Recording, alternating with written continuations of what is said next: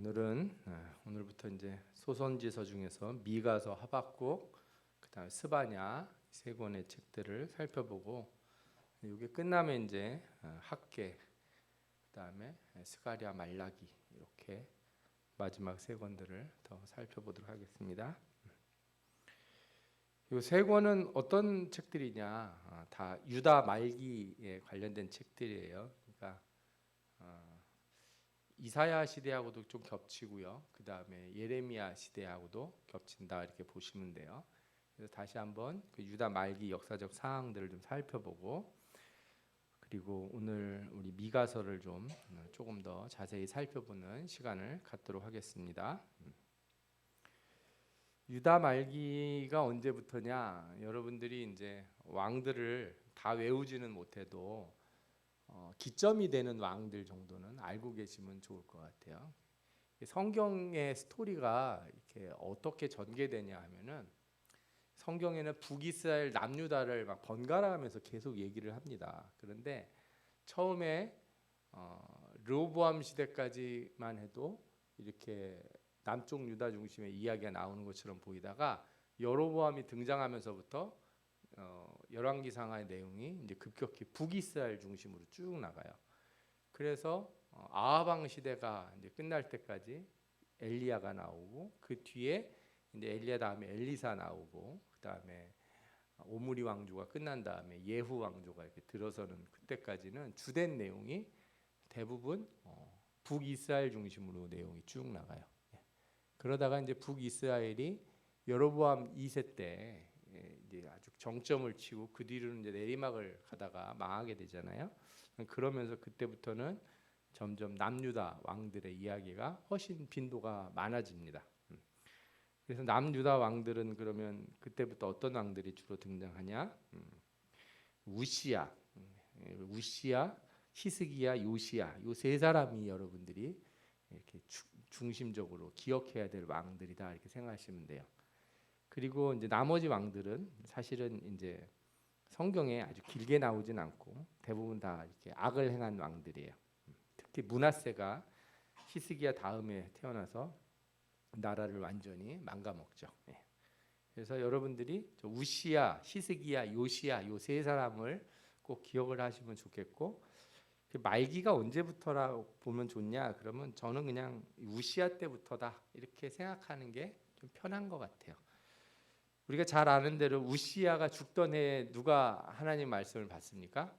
이사야 선지자가 받잖아요. 그러니까 우시야가 죽는 저 기점으로 해서 유다에 본격적인 예언이 선포가 되고 선지자들이 이 나라의 멸망을 경고하고, 그죠? 그렇게 진행이 된다는 거예요. 그러니까 저 우시야가 죽던 저 기점이 우리가 유다 왕조의 말기로 이해할 수 있는 거죠.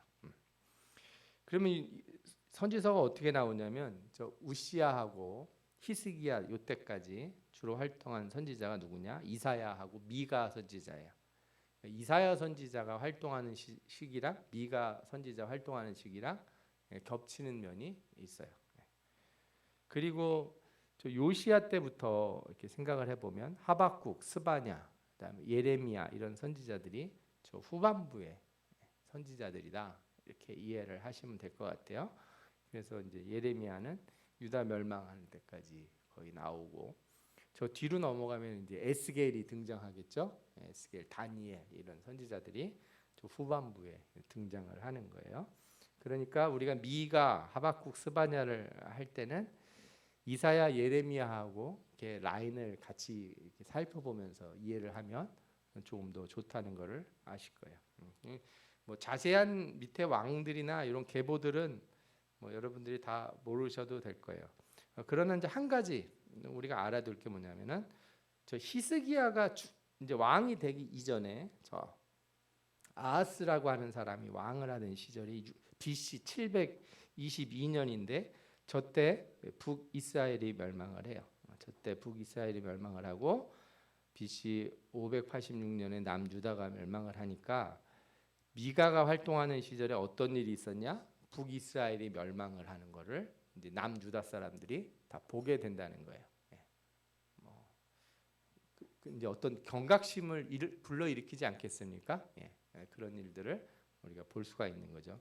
그래서 이 우시아에서부터 히스기야 때 활동했던 이사야의 메시지나 이 미가의 메시지는 나라는 그래도 나름대로 이렇게 뭐라 그럴까요? 그냥 모양새가 좀 갖춰진 것처럼 보이지만 그러나 메시지는 상당히 이렇게 뭐라 그럴까요? 좀 진중하고 왜냐하면 옆에 나라가 큰 일을 당했으니까 자기네 동족인 나라가 그래서 그런 경각심을 분명히 불러일으키는 그런 메시지가 있다는 것을 우리가 생각해 볼 수가 있죠. 요 시점을 이제 좀 얘기를 드릴 텐데 여러분들이 이제 하도 많이 들어서 어느 정도 아실 거예요. 북이스라엘의 여로보암 2세 때 남유다는 우시아 때는 북이스라엘이 제일 잘 나가던 때예요. 제일 번성하던 때. 그죠? 그때 하박국 선지자 가서 이렇게 예언도 하고 그러죠. 니네 이러면 안 된다. 호세아 선지자도 예언을 하고 남쪽 유다 우시아 때도 그 나름대로 경제 성장과 번영이 있어졌어요. 그런데 번영을 했는데 하나님을 섬기는 신앙은 어떻게 돼요? 점점 약화된 그런 상황이 펼쳐져요. 그래서 경제적 번영이 이렇게 어떤 일들이 생기냐면은 신현제도 이런 것들을 자꾸 깨게 돼요. 여러분들 우리가 잘 먹고 잘 사는 나라가 된다는 건 어떤 거냐?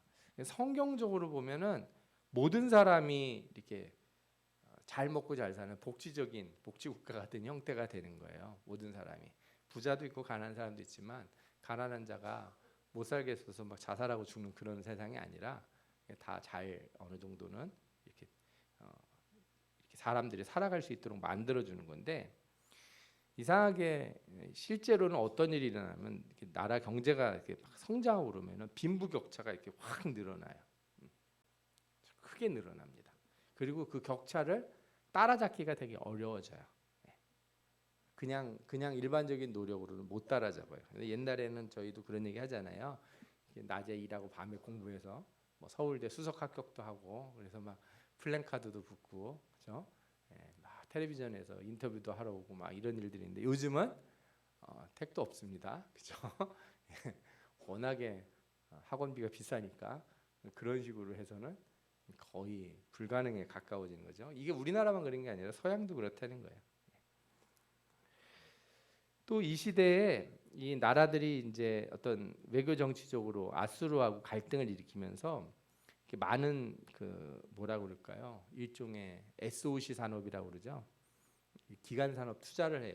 도시 정비하고 도로 정비하고 다 군사 목적으로 요새를 만들고 뭐 이런 거를 해요. 그러다 보니까 세금을 많이 걷어야 되잖아요. 이러면은 가난한 사람들이 더 어려워지죠. 그리고 예루살렘에 이때 그 식수 터널 공사를 해요. 물을 끌어올 수 있는 터널 공사를 해요. 사실 이게 나중에 바벨론과 싸우고 그럴 때 꽤 오래 버틸 수 있는 그죠? 아수르가 쳐들어왔을 때도 버틸 수 있는 이런 기반을 만들어 놓은 거긴 하지만 이런 거 할 때마다 사실은 많은 사람들이 노동을 해야 되고 세금을 내야 되니까 나라가 좀 뭐라 그럴까 빈부 차이가 심해지는 거죠. 선지자들이 그래서 이 시대에는 항상 말하는 게 있어요. 너희들 이런 사회 문제에 무관심하고 가난한 자들을 저렇게 하는 걸 놔두고 그러면 너희들 어떻게 할 거냐 하면서 지적을 해요. 그런데 이제 지배계층들이 이게 무관심한 거죠. 왜냐하면은 외형적으로 번영이 되니까. 외형적으로 번영이 되면 사회 문제, 이런 신앙 문제, 외교적 문제를 이렇게 간과하게 만들어요. 참 그래요. 제가 보면은 일단 돈을 잘 벌고 잘 사는 집은 애들이 문제가 있든지 부부 사이가 문제가 있어도 잘 그냥 넘어가는 경향이 있어요. 뭐 먹고 살기 좋으니까 그죠? 뭐 남자는 골프 치러 가고 여자는 뭐 친구들 만나서 놀고 뭐 이러면 되지 뭐. 그런데 돈이 점점 모자라지고 문제가 심각해지면 이제 싸우기 시작하죠. 누구 때문이냐 이러면서. 경제 번영이라는 게 문제를 없앤 게 아니라 문제를 덮는 경향이 있다는 걸 알아야 돼요. 그 다음에 이제 유다 말기엔 정치적으로는 아시리아가 급행창을 해요. 우시아가 죽은 이후에 아시리아가 급행창을 해서 이때 북이스라엘은 이 아람과 동맹을 맺어서 아시리아하고 싸우려고 하는데 남유다가 이걸 거부를 해요. 그래서 이 유다가 누구 편을 드냐면은 아시리아 편을 들어요. 그 바람에 아시리아가 제일 먼저 이 아람을 공격해서 무너뜨려요. 그리고 남유다는 아시리아하고 일종의 정치적인 종속 관계에 들어가요. 북이스라엘도 힘을 잃어서 이제 돈을 막 내게 되죠. 그래서 북이스라엘의 그 왕들 뒤에 나중에 나오는 왕들 있잖아요. 여로보암 2세 다음의 왕들은 자기 왕위를 지키려고 아수르한테 조공을 바치는 거예요. 막 그 귀족들한테 돈을 걷어다가 이렇게 내고 막 이랬어요. 자기가 왕이 되려고. 그리고 유다는 이제 나중에 바벨론이 성장해서 아수르를 쳐서 멸망시킬 때까지는 아수르의 지배에 시달리게 되고 그 정점이 언제예요? 히스기야 때. 히스기야 때죠. 그때가 이 아수르 지배에 시달리는 정점이 돼요. 그래서 잘 아시는 대로 사네립이 랍사게라고 하는 사람을 통해 가지고 하나님을 모욕하고 히스기야를 막 모욕하고 그러잖아요. 그래서 히스기야가 어떻게 해요? 편지 온 걸 가지고 성전에 가서 펴놓고 하나님 쟤네들이 우리를 이렇게 욕하고 하나님을 욕을 합니다. 이렇게 기도를 해가지고 하나님께서 이사야 통해서 어떻게 합니까? 그 말씀하셔서 그 아수르를 물리쳐 주시죠. 돌아가서 걔네들 나라가 나중에 다 망하게 돼요. 그러니까 그 시점이 가장 이제 어려웠던 시점인 거죠. 그런데 이 내용들을 잘 살펴보면은 히스기야 같은 경우도 하나님을 의지하고 기도해서 이렇게 도움을 받고 승리하는 경험도 하지만 반대로 끊임없이 애굽이라고 하는 나라를 이렇게 연대를 도모를 해요. 하나님만 찾는 게 아니라 꼭 뒤로다가 하나님 앞에 기도해놓고도 뒤로 가가지고 제 애굽 애들하고 어떻게 좀 잘해보고 이렇게 하려고. 하나님이 제발 그러지 말라고. 이사야서 우리가 배울 때 계속 들었던 얘기가 있잖아요. 결정을 내가 누구랑 이렇게 힘을 모으면 좋겠습니까? 이렇게 먼저 기도하지 말고 누구한테 먼저 의지하라고요? 하나님을 먼저 의지한 다음에 그 다음에 할 일들이에요. 어떤 사람들과 손을 잡을지는 하나님 손을 먼저 잡은 다음에 다른 사람 손을 잡아야지. 다른 사람 손을 잡아놓고 남는 게 있을 때 하나님을 이렇게 붙잡으려고 그러면은 그럼 하나님이 원하지 않는 거거든요. 이게 이 뭐라 그럴까요? 분명히 아까 말씀드렸던 그 왕들 히스기야나 뒤에 뭐 요시야나 이런 왕들이 선한 일도 했지만 이들이 완전히 이렇게 나라를 올바로 세우지 못한 큰 원인 중에 하나 같아요. 그런 나중에 이제 아수르는 멸망하고 바벨론이 전 세계의 중심 국가가 돼서 남유다는 바벨론에 멸망하는 이런 상황에 놓이게 되는 거죠.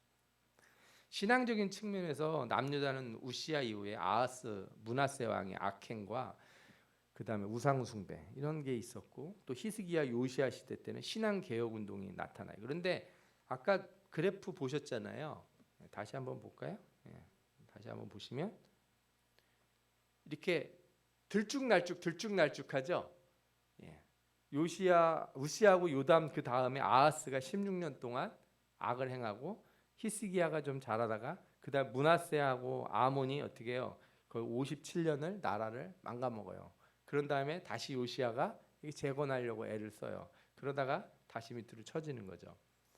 그래서 제가 이때 이거 설명해 드리면서 뭔 얘기를 드냐면 데드캣 바운스라는 얘기 하지 않았습니까? 이게 그 경제 용어 비슷한 건데요. 예를 들어 집값이 떨어지다가도 바닥을 친 것 같으면 잠깐 반등을 해요. 뭐든지 그렇거든요. 막 떨어진 것 같아도 가격이 너무 떨어진 것 같다면 사람들이 막 사니까 가격이 조금 올라거든요.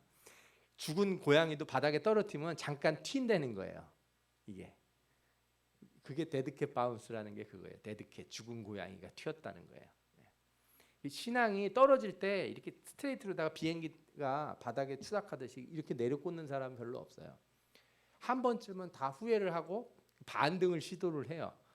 그런데 어떻게 해요? 다시 떨어지는 거죠. 그래서 이렇게 나선형으로 이렇게 추락을 하는 거예요. 나선형으로 이렇게 그렇죠? 파동을 치는 것처럼 하면서 아래로 떨어지는 게 이게 일반적인 그 모습들이라는 거죠. 그러면 나라가 어떻게 되겠어요? 갑자기 어떤 왕은 막 우상 섬기고 막 산당 만들고 그러는데 다음 왕이 갑자기 산당 다 부시고 그죠? 하나님 섬겨야 된다고 막 절기 지키자 그러다가 그래서 좀 익숙해지려고 그러니까 그 다음에 갑자기 또 왕이 나타나더니 또 어떻게 해요? 또 산당 짓고 우상 섬기고 그거 몇 번 오르락내리락 하면은 저렇게 나라가 이렇게 신앙적으로 왔다 갔다 하면 어떻게 되겠습니까? 사회가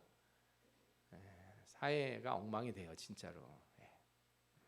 여러분들 나무를 만약에 큰 나무를 땅에다 심었는데 뭐 우리 권사님들 잘 아시잖아요. 꽃이든 나무 땅에 심었는데 여기다 심었다가 이쪽에 뽑아가지고 다시 심었다가 뽑아서 다시 심었다가 그러면 어떻게 됩니까? 나무가 못 살잖아요. 신앙이라는 게 그런 거예요. 잠깐 동안 내가 신앙생활을 잘 한다 그래도 지속성이 없으면은 이게 뿌리가 약해져요. 그러니까 하나님을 섬기는 게 뭐하고 비슷해지냐면 우상 섬기는 거랑 비슷해져요. 저런 식으로 하면은. 그래서 상대적으로 좋은 신앙을 가졌던 남유다의 왕들 우시야, 히스기야, 요시야 때는 회개하고 절기도 지키고 사회개혁도 하고 뭐 산당도 파괴하고 뭐 이렇게 어떤 왕은 못하고 어떤 왕은 하고 막 이러죠. 그리고 위기 때 하나님의 도우심을 경험을 했지만 이런 왕들조차도 또 어느 때는 정치 외교적인 문제에서 하나님을 온전히 신뢰하지 못하고 이방 국가들과 연합을 꾀하고 교만하기도 하고, 그죠? 뭐 히스기야도 그런 실수도 하고 다 그렇게 되는 거예요. 그러다 보니까 신앙 개혁이 실제적인 사회 변화로 못 이루어지는 거예요. 이 나라의 가치관, 민족의 가치관, 그죠? 사람들의 삶의 문화로 완전히 연결이 안 되는 거죠. 이게 참 어려운 거예요. 여러분들 우리나라가 이제 예를 들어서 그 해방한 뒤에 뭐 해방 뒤로 따지거나 아니면 6.25 전쟁 뒤로 따지면 1950년으로 기점을 삼으면 지금 한 이제 70몇 년 지난 거잖아요, 그죠? 근데 그 과정에서 나라가 이리 갔다 저리 갔다 이리 갔다 저리 갔다 한 적이 여러 번 있다고요. 그러면은 아무리 이제 새로운 정부가 들어서고 뭘 개혁을 한다 그래도 이게 일관성을 못 가져요. 왜 사람들이 어떻게 생각했어요? 이때만 좀 잘 참고 있다가 다음 때 어떻게 하자? 또 옛날처럼 살자. 이런 사람들이 분명히 있을 수 있다는 거예요. 이게 유다 말기에 시대적인 상황 아주 유사하다 이렇게 생각해 볼 수가 있죠. 이런 상황에서 미가서가 나온 거예요. 미가 선지자가 예라는데 미가서는 이사야서의 그 축소판 같다. 그리고 의외로다가 성경이 소선지서로 6장밖에 없는 작은 책이지만, 그죠? 많은 곳에서 인용이 되고 사람들이 미가서를 되게 많이 읽고 그래요. 제가 재밌는 거 몇 가지를 가져왔는데 옛날에 미국 대통령 지미 카터라고 들어보셨나요? 우리나라도 왔었죠. 박정희 대통령 때. 그다음에 퇴임한 뒤로 더 인기 있는 대통령이 됐대요. 대통령 시절에는 인기가 그렇게 없었대는데 퇴임하고 나서 인기가 있고 성경을 가리키는 교사로도 교회에서 계속 봉사도 하고 그랬다. 뭐 이런 얘기들이 전해지는데 이 사람이 그 취임 연설할 때 미가서 6장 8절을 인용을 해요.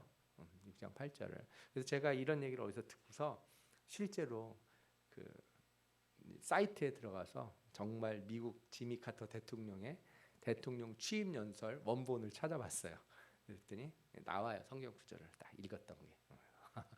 그래서 이 말씀, 그러니까 이 사람이 하고 싶었던 얘기가 뭐냐면 하나님이 나에게 원하는 게 무엇이냐 이거예요. 정의를 행하는 것. 정의를 행하고 인자를 사람을 사랑하고 겸손하게 하나님과 함께 행하는 것 아니냐. 그러니까 인기가 없죠. 대통령을 하는데 재선도 못하고 4년 하고서 대통령이 떨어져요. 사람이 참 올곧은 사람이었다는 생각이 들어요. 정치라는 게 이 사람 편도 좀 들어주고 저 사람 편도 들어주고, 그죠? 그런 사람들이 정치를 오래 하지. 올곧은 사람들, 정직한 사람들은 의외로 사람들이 정직한 사람을 원하면서도 잘 지지하지 않는 것 같아요. 겉으로는 자기는 정직한 사람이 대통령이 됐으면 좋겠다. 그래도 너무 정직해서 저 사람은 대통령을 하면 안 돼. 이러는 얘기를 하는 아이러니가 있지 않나 하는 생각도 해봐요.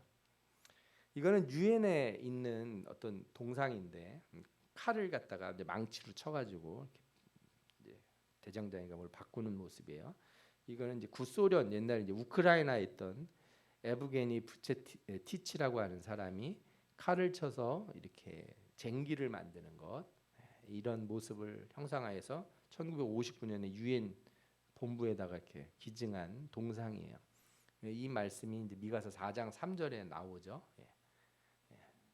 그 칼을 쳐서 보습을 만들고 창을 쳐서 낫을 만들 것이며, 이런 말씀이 있는 거예요. 소련에서 이제 저걸 만들었다는 게 아이러니하게 하긴 하지만, 그죠? 전쟁 무기를 부셔서 농기구를 만들겠다. 그래서 이런 세상이 왔으면 좋겠어요. 하나님의 나라가 오면 전 세계에 많은 수많은 그런 무기들. 어떤 사람들 우리나라가 요즘 전쟁 때문에 무기를 많이 팔아서 돈을 많이 벌고 그래서 좋아하고 막 우리나라 한국 무기 되게 가성비 좋고 좋다 그러는데 정작 그게 좋아할 일은 아니지 않나 하는 생각이 들어요. 그죠?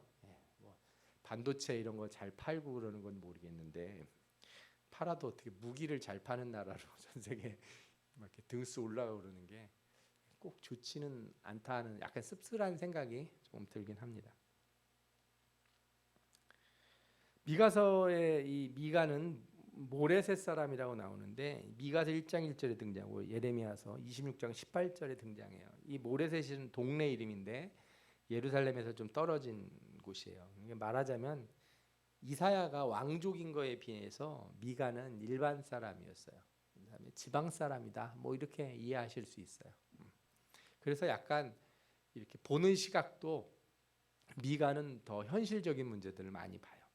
그 이름이 누가 여호와 같겠는가 그러는데 이 누가 하나님 같으신 분이 누구신가 이렇게 질문하는 거예요.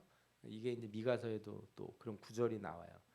그래서 이런 의미를 가지고 있고 미가서에서는 아까 말씀드린 것처럼 사회 정의와 공의의 문제를 되게 집중적으로 논의를 해요. 그리고 북이스라엘의 멸망이 장차 유다의 심판을 받을 표징이라는 것도 강하게 경고를 하죠. 미가서하고 이사야서에는 유사성이 있는데 미가서 4장 1절부터 3절 우리가 아까쯤에 그 동상에 써 있던 그 문구가 있던 그 구절이 4장 3절이잖아요. 그래서 여호와의 전에 산이 산들의 꼭대기에 굳게 서며 작은 산들 위에 뛰어나고 민족들이 그리로 몰려갈 것이다. 많은 이방 사람들이 가며 이르기를 오라 우리가 여호와의 산에 올라가서 야곱의 하나님의 전에 이르자. 이런 구절이 미가서에 있는데 이사야서 2장 2절에서 5절 사이에도 비슷한 게 나와요. 말일에 여호와의 전에 산이 모든 산 꼭대기에 굳게 설 것이요 모든 작은 산 위에 뛰어나리니 만방이 그리로 모여들 것이라. 많은 백성이 가며 이르기를 오라 우리가 여호와의 산에 오르며 야곱의 하나님의 전에 이르자. 아주 유사한 구절이 있죠. 그래서 이것이 제시하는 바, 그러니까 하나님이 주시는 메시지가 동시대에 두 선지자에게서 다 같이 나타난다라는 걸 볼 수가 있어요. 그래서 이런 걸 볼 때 뭐 학자들은 이게 우리 다 누가 누구 거를 같이 썼다 뭐 이런 얘기도 하는데 뭐 그렇게 이해하실 필요는 없고 하나님이 이 시대에 이 두 선지자에게 같은 메시지를 전달함으로써 이 백성들에게 동일한 하나님이 주시는 비전을 깨닫게 하셨다는 거죠. 미가서의 메시지의 가장 대표적인 건 이제 심판에 관련된 메시지예요. 그리고 그 심판의 핵심, 이스라엘의 심판의 문제라는 게 바로 신앙의 문제라는 거죠. 그리고 그 예로서 보여준 게 북이스라엘이다 이거죠. 그러니까 북이스라엘이라고 하는 나라가 왜 생겼습니까? 그 신앙을 제대로 지키지 못하고 우상을 섬기는 솔로몬 왕이 우상을 섬겨서 만든 나라가 뭐예요? 북이스라엘이에요. 그러니까 북이스라엘을 볼 때마다 무슨 생각을 해야 돼요? 아, 우리가 신앙생활 엉망으로 해가지고 나라가 쪼개졌구나. 저는 뭐 이거를 꼭 우리의 삶에 무조건 다 적용한다 이렇게 말하고 싶진 않지만 적어도 뭔 의미가 있을 거라는 건 우리가 좀 생각해 볼 필요가 있어요. 우리나라도 이렇게 분단되어 있지 않습니까? 그러면 이유가 뭔지에 대해서 왜 중국이나 일본이나 이런 나라들보다 기독교가 잘 전파되고 부흥운동도 일어나고 막 이랬었는데 왜 일본 패망 이후에 나라가 하나가 안 되고 일본이 갈라지는 게 아니라 우리가 갈라졌을까? 그죠? 깊이 우리가 생각해야 될 부분이 뭔가 있을 거예요. 답이 정확히 뭔지는 저도 잘 모르겠어요. 뭐 여러 가지 생각해 볼 수 있어요. 뭐 예를 들어 일본 일제 시대 때 교회가 회개하지 못하고 신사참배를 했다든가 뭐 여러 가지 뭐 얘기들을 사람들이 꺼내기도 하고 그러는데 정확한 이유를 찝기는 사실 어려도 여러 가지 이유들이 다 우리에게 뭔가를 깊이 생각하게 만드는 것만큼은 사실인 것 같아요. 그러니까 북이스라엘이라고 하는 나라가 바로 유다에게는 신앙의 문제를 보여주는 나라예요. 그리고 망해도 그 나라가 먼저 망함으로써 저렇게 하나님 안 믿고 우상 숭배를 하면 어떻게 된다? 망한다. 아무리 여로보암 2세 때 잘 나가고 돈 많이 벌고 경제적으로 부흥하고 나라가 강성한 것 같아도 망하는 거 순식간이라는 거를 분명히 보여줬단 말이에요. 그래서 이 북이스라엘이 뭐예요? 이렇게 야곱의 허물로 말미암음이요 이스라엘 족속의 죄로 말미암음이라 그러면서 야곱의 허물이 무엇이냐 그러면서 뭐라 그래? 사마리아가 아니냐. 야곱의 죄가 뭐냐? 사마리아다. 북이스라엘이 바로 우리의 죄다. 그죠? 이렇게 메시지를 분명히 전한다는 거예요. 두 번째로 미가서에는 공의의 메시지들이 많이 들어 있는데 특히 이 책임을 누구에게 묻냐면은 사회 종교 지도자들에게 물어요. 당시 이제 사회 지도 계층은 세 가지 분류가 있잖아요.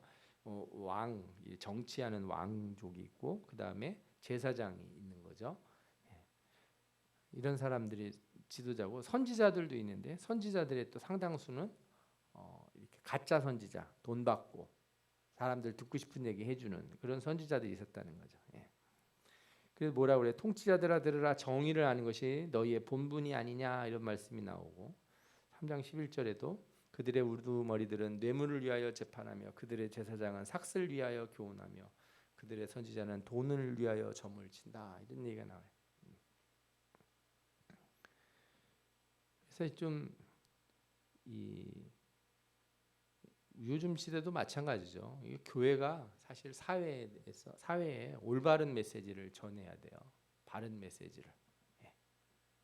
교회가 전하는 바른 메시지라는 건 뭐예요? 교회가 부흥하는 게 바른 메시지를 전하는 게 아니고요. 제가 봤을 때는 교회가 커지고 막 교회 건물이 커지고 막 교회가 위세가 커지고 이런 거라기보다 교회가 바른 메시지를 전하면 사회가 변화가 되거든요. 근데 사회는 안 변하는데 교회만 커지면 어떻게 돼요? 중세 시대처럼 그런 문제가 생기는 거예요. 그러니까 교회 와가지고 이렇게 휘황찬란하게 돼 있는 이런 교회들이 많아지는 것 그런 것보다는 제가 약간 좀 뭐 어떤 의미에서 말하시는지 여러분들이 잘 이해를 하기를 바라는데 교회가 부흥하는 것은 어떤 식이어야 되냐? 가난한 자들이 없어지고 사회에 이렇게 우리가 뉴스 같은 데서 듣는 막 가슴이 탁 막히는 억울하고 그죠? 진짜 말도 안 되는 것 같은 이상한 사람들이 저지르는 범죄 같은 거 이런 게 없어지는 세상이죠. 이런 게 줄어드는 그죠? 이게 바로 하나님의 나라가 이 땅에 온전히 서는 그런 증거다 이렇게 말씀드릴 수 있을 것 같아요. 미가서에는 회개를 촉구하는 메시지들이 당연히 있죠. 이런 부분들을 지적을 했으니까요. 그래서 오늘 우리가 앞서서도 이제 본문 읽을 때 봤는데 우리가 어떻게 하나님을 경배하겠냐? 우리가 어떻게 해야 하나님을 경배하겠냐? 우리가 헌금을 많이 하고 우리가 어떤 특별한 거를 제물을 드리고 막 교회를 막 짓고 이렇게 해서 우리가 하나님 앞에 경배할 것인가? 성경에서 요구하시는 게 뭐예요? 오직 정의를 행하며 인자를 사랑하며 겸손하게 내 하나님과 함께 행하는 것이 아니냐. 그러니까 하나님 앞에 예물을 드리러 오기 전에 내가 뭔가 실수하고 잘못한 게 있으면 어떻게 해요? 가서 화해하고 와서 하나님 앞에 예배를 드리라 하는 말씀. 그렇게 우리가 연속적으로 이해해 볼 수 있을 것 같아요. 그러니까 성경이 항상 이 두 가지를 균형을 요구해요. 하나님 앞에 가까이 나와서 예배와 기도와 이런 봉사와 헌신과 선교와 전도에 열심을 내는 것 이것을 아주 중요하게 말씀하시고 반대로 또 뭘 또 강조해요? 교회 와서 하지 말고 나가서 그렇게 살으라는 거예요. 교회 와서만 그렇게 하지 말고 둘 중에 하나만 열심히 하는 거 다 안 되는 거예요. 무슨 얘기냐면 교회는 안 나오는데 나가서 막 이렇게 뭔가 활동만 열심히 하는 그런 단체들이 있을 수 있잖아요. 그러면 그거는 하나님 없이 선을 행한다는 건 있을 수가 없는 거예요. 그 선을 행해서 영광 받으셔야 될 분이 누구예요? 하나님이시잖아요. 그러니까 반드시 신자가 활동하고 신자가 선을 행하는 곳에는 하나님의 영광이 나타나야 되고, 또 신자들은 하나님의 영광을 위해서 이렇게 모여서 교제하고 나누고 하나님 앞에 예배드리면 또 반대로 바깥에 나가야 되는 이게 균형이 잘 이루어지는 게 우리가 가져야 될 목표라고 생각이 듭니다. 미가서 메시지에 또한 이제 회복의 메시지, 우리는 예언서마다 이 회복의 메시지가 있음을 항상 보게 됩니다. 하나님은 심판하실 때 다시 모으시고 새로운 소망을 주실 것을 약속을 해요. 그래서 미가서 4장 8절 10절에 보면은 여호와께서 거기서 너를 네 원수의 손에서 속량하여 내시리라. 그렇죠? 예루살렘에 흩어진 자들을 다시 다 모으실 거다 이렇게 얘기를 하고, 이 회복의 메시지의 정점으로 이사야서에서도 예수 그리스도에 대한 구속의 메시지가 들어있지 않습니까? 우리가 제일 잘 아는 이사야 53장 같이, 그죠? 그가 찔림은 우리의 허물을 인하며 이런 말씀이 있는 것처럼 미가서에도 나오는데, 미가서에는 그 유명한 미가서 5장 2절에서 4절 말씀이 나오죠. 베들레헴 에브라다야 너는 유다 족속 중에 작을지라도 이스라엘을 다스리는 자가 내게로 나올 것이라. 그죠?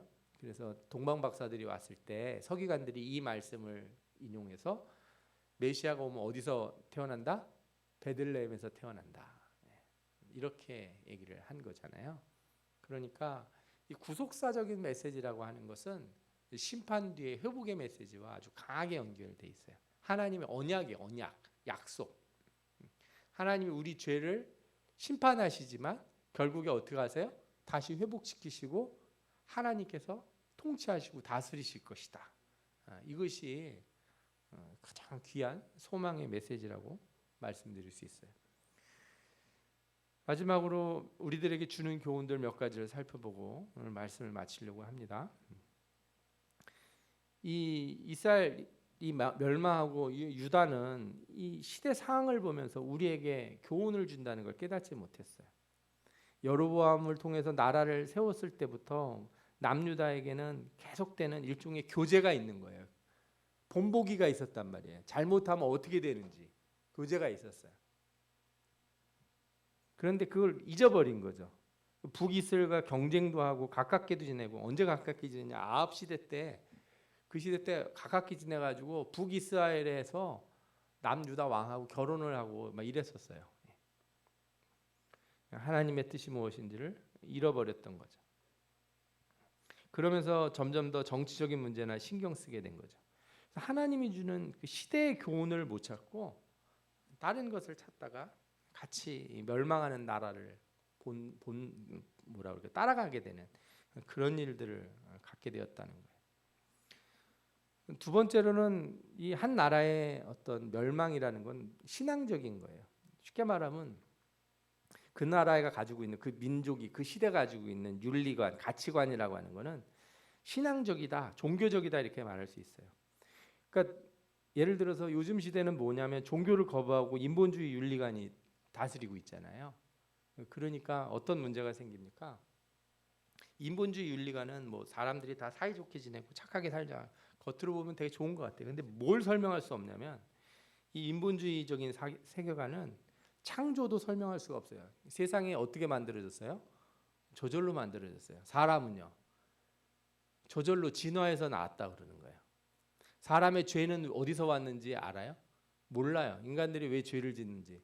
죄를 어떻게 짓는지도 모르면서 어떻게 윤리를 말하고 사회를 변화시킨다고 얘기할 수 있겠어요? 더 나아가서 설사 착하게 산다고 한들 뭘 해결할 수 없어요. 그 끝을 얘기해 줄 수가 없어요. 왜냐하면 구속도 없고 종말도 없기 때문에 소망이 없는 거예요. 착하게 사는 건 그냥 각자가 알아서 할 일이지 구원의 메시지가 그 안에 없어요.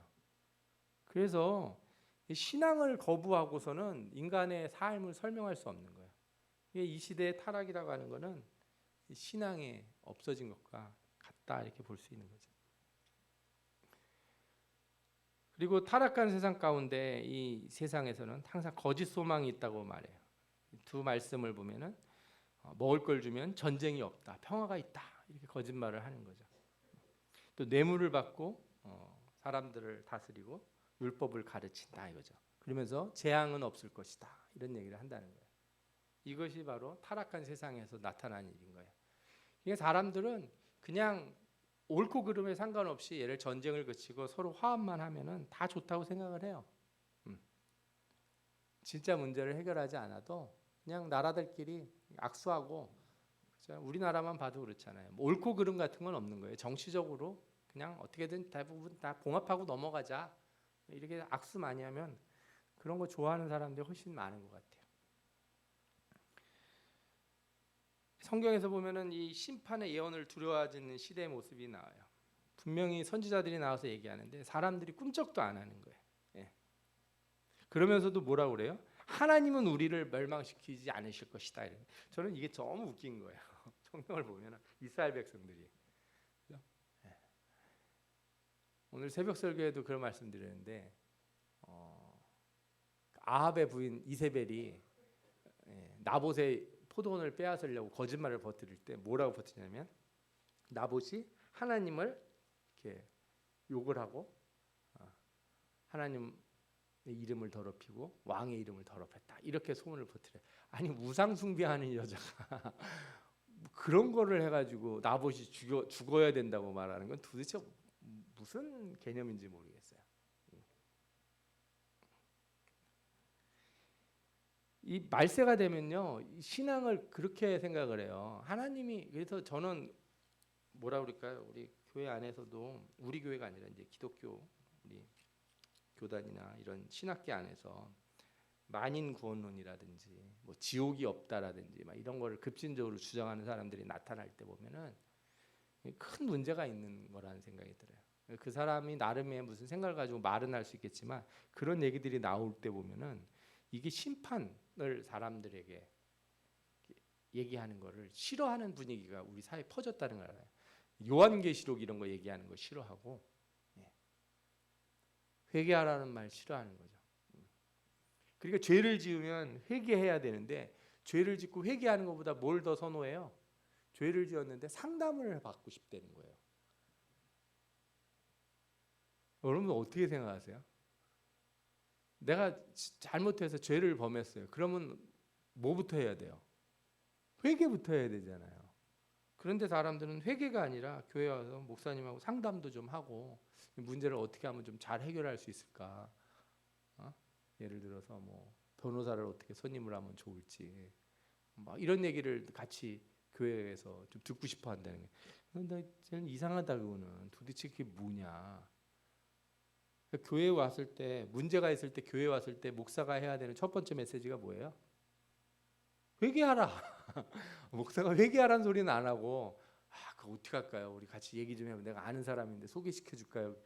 그 목사가 아니죠. 그러면 그거는 세상에 무슨 카운셀러 뭐 이런 상담가지. 그게 이 유다 시대, 이 유다 말기 시대에 나오는 현상 같은 거라는 거예요. 예를 들자면 정말 하나님이 그러시겠느냐? 주님의 영도 분노하시겠냐? 주님께서 정말 그런 일을 하시겠느냐? 이렇게 말한다는 거죠. 그러나 심판이라고 하는 것은 정직한 사람에게 유익한 것이다. 하나님 분명히 얘기했어요. 하나님이 하시는 심판은 누구에게 유익하다고요? 정직한 자들, 하나님을 온전히 섬기는 자들에게 유익하다. 아멘. 네. 우리가 심판이라는 것을 그래서 좀 잘 생각해 볼 필요가 있어요. 심판은 뭐냐? 창조라는 게 하나님이 세상을 만드셨다는 게 하나님이 자신을 드러내신 거잖아요. 하나님이 창조하시기 전까지는 하나님을 알 수가 없어요. 우리가 존재하지도 않았으니까. 하나님이 세상을 창조하면서 하나님이 계시다는 게 세상에 드러난 거예요. 창조 세계 자체가 하나님의 자기 계시예요. 하나님 바깥을 향한 하나님의 행동이니까. 그죠? 그분이 삼위일체 하나님 이분이 안으로만 서로 사랑하고 말씀하시는 게 아니라 그 말씀이 바깥으로 나온 거예요. 태초에 말씀이 계시니라 그러면서 뭐라고 했어요? 빛이 있으라 말씀하셨잖아요. 바깥으로 나온 거예요. 이 계시란 말이에요. 그러면 이 계시의 완성이 언제게 되겠어요? 심판의 날이 계시의 완성이에요. 그래서 우리가 창조로서는 창조대로 창조된 세계 안에서 희미하게 보게 되는 것을 언제 확실하게 보게 돼요? 주님이 오시는 날. 이 고린도전서 13장의 메시지가 그거예요. 지금은 우리가 희미하게 보지만 그날이 되면은 거울 보듯이 얼굴과 얼굴을 맞대고 볼 것이다 이거죠. 예. 그때는 온전히 주님을 알 것이다. 예. 그게 주님의 계시가 완전히 드러나는 때니까. 우리가 완전히 안다는 게 하나님을 100% 안다는 의미가 아니라 하나님의 살아계심을 지금처럼 이렇게 희미하게 막 믿음으로만 아는 게 아니라 뭐 실제로 우리가 경험하니까, 그죠? 분명히 알게 된다는, 이렇게 이해하시면 더 좋겠죠. 예. 그래서 하나님이 심판을 하시면서 항상 말하는 게 뭐예요? 내가 그의 공의를 보리라, 이런 말씀을 성경에서 하잖아요. 내가 주님이 살아계셔서 공의로우신 분이라는 것을 내가 경험하게 될 것이다. 이게 심판이 오지 않으면 우리가 하나님의 공의로우심을 어떻게 알겠어요? 우리가 지금도 그런 일들 많이 보잖아요. 억울한 일들 세상에 많이 일어나는데 진짜 하나님이 오셔서 그것들을 다 해결해 주시지 않으면 인간이 언제 이것을 다 해결하려고 그러겠습니까? 그러니까 심판이야말로 하나님의 그 계시의 완성이고, 신자에게 있어서는 하나님을 분명히 알게 되는 최종적인 지점이에요. 그래서 신자는 믿음의 성장이 일어날수록 무엇을 구해야 돼요? 종말을 구해요. 주님 오실 날을 구하고, 그죠? 그래서 우리보다 먼저 죽은 순교자들이 요한계시록에 보면 하나님 앞에 가서 탄원을 하잖아요. 언제까지 이렇게 미루실 겁니까?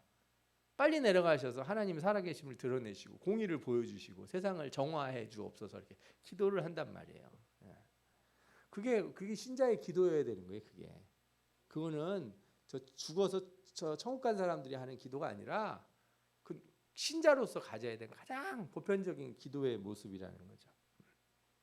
그러니까 여러분도 우리가 기도할 내용들이 많죠. 먹고 사는 일도 놓고 기도하고 자녀들 놓고도 기도하고 해야 될 많은 기도가 있겠지만, 주님 속히 오시옵소서, 그죠? 내 주여 속히 오시옵소서, 이렇게 기도할 수 있는 여러분들 되시기를 축원합니다. 아멘. 예.